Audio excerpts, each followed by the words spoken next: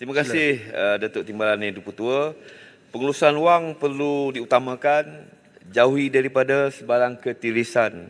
Soalan tampin sudah dikemukakan, mohon perhatian, dengarlah jawapan. Soalan tampin nombor 11. Yang Berhormat Menteri Pendidikan. Terima kasih Tuan Yang di-Pertua, terima kasih Yang Berhormat Tampin.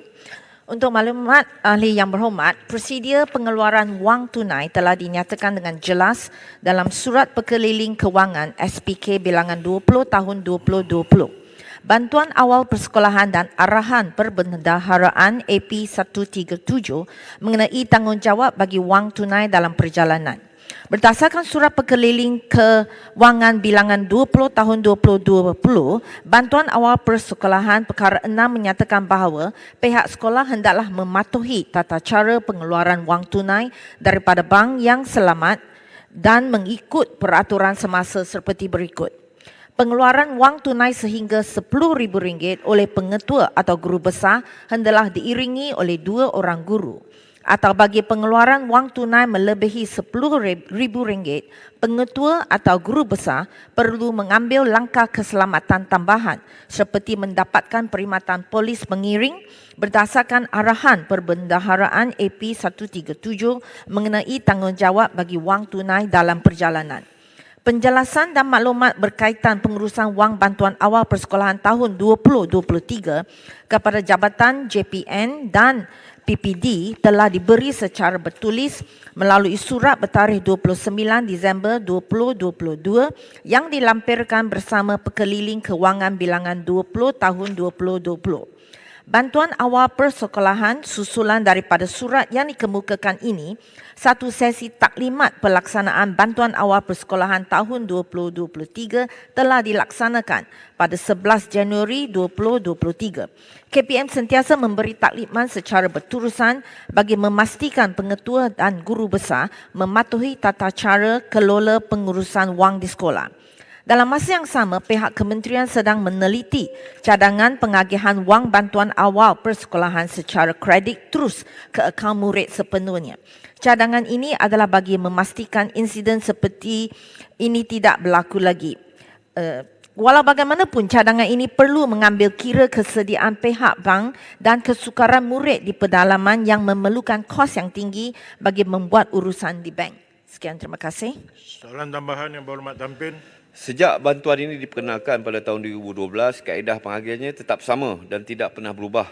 Sedangkan dasar kerajaan pada hari ini adalah untuk mempromosikan pembayaran tanpa tunai supaya dapat mewujudkan penjelasan yang lebih baik dan sekaligus meningkatkan keselamatan dan transaksi. Sebelum itu saya ingin penjelasan mengapakah bantuan awal persekolahan ini tidak disalurkan terus menerusi akaun ibu bapa ataupun akaun murid itu sendiri seperti bantuan-bantuan tunai kerajaan yang lain, dan juga saya ingin mengetahui apakah yang akan dibuat oleh kementerian jika ada dengan lebihan wang bantuan awal persekolahan tersebut. Terima kasih Timbalan Ibu Ketua. Yang Berhormat Menteri. Terima kasih Yang Berhormat. Saya menjawab soalan tentang baki tu, lebihan tu. Okey, kita akan memohon sekolah untuk membuat pemulangan lebihan wang BAP sebelum 31 Julai 2023 setelah sekolah mengesahkan kesemua murid yang layak telah menerima BAP. Dan ada juga Yang Berhormat bertanya tentang masuk terus ke dalam akaun. Untuk maklumat ahli yang berhormat, seperti yang saya maklumkan tadi, cadangan pengagihan wang bantuan awal persekolahan secara kredit terus ke akaun murid sepenuhnya telah sedang diteliti.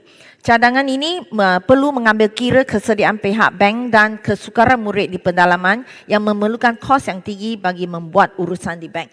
Tetapi untuk maklumat semua juga, buat sementara sekarang, selagi murid ada akaun bank, kita akan salurkan terus kepada akaun, tetapi bilangan amat sedikit pada masa ini. Jadi kebanyakannya terus dengan cash kepada ibu bapa.